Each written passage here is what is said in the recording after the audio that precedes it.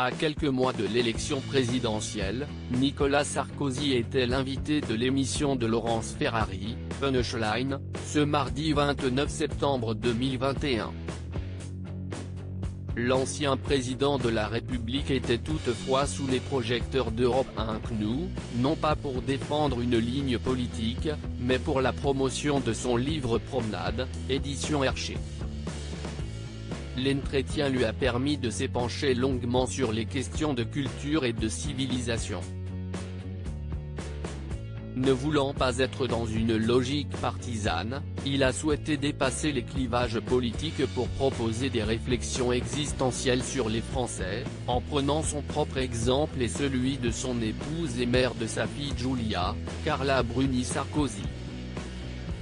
Souvent à gauche, il y a cette certitude d'être du bon côté de l'histoire, du bon côté de l'échiquier.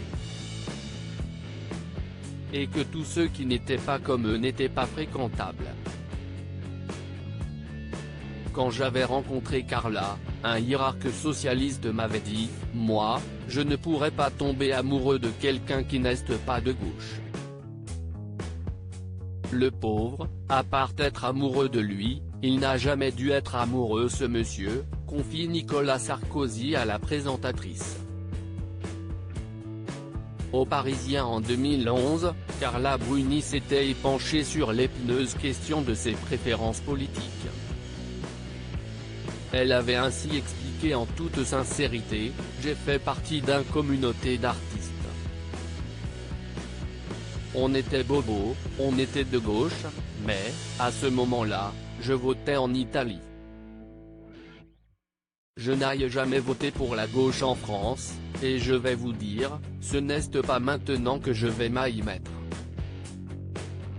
Je ne me sens plus vraiment de gauche. »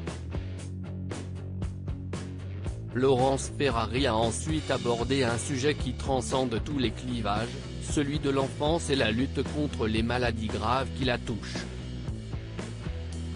L'homme politique est le parrain de la campagne Guérir le cancer de l'enfant au XXIe siècle organisée au profit de la Fondation Gustave Roussy, un sujet dont il parle avec autant de conviction et d'émotion.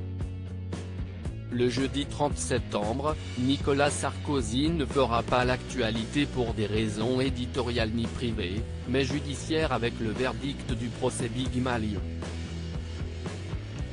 Évitant bien évidemment d'entrer dans les détails, il déclare seulement à propos de ce qu'il décrit comme des grands chagrins « J'ai pris cette expression pour être pudique mais tout le monde a des grands chagrins. Ma vie est plus exposée que les autres, ça me fait une vie différente. Mais j'ai une famille. Quand on a eu tellement de chance comme moi, il faut bien les payer. Il ne faut pas baisser la tête.